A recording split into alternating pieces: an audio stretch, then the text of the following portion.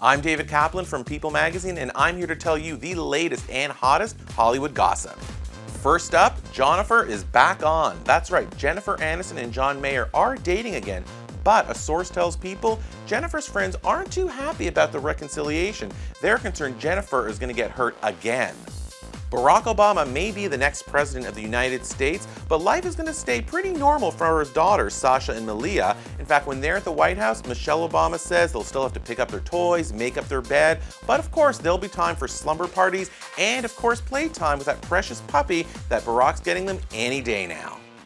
Is Joaquin Phoenix done acting? Well, he says he is. In fact, at the premiere of his recent film, which may be his last, he even showed photographers that he had written the words goodbye on his knuckles. Is Ashlee Simpson expecting a boy? Well, she and hubby Pete Wentz won't say, but at her baby shower at the Hotel Bel Air in LA, she was spotted holding a lot of boy-themed gifts.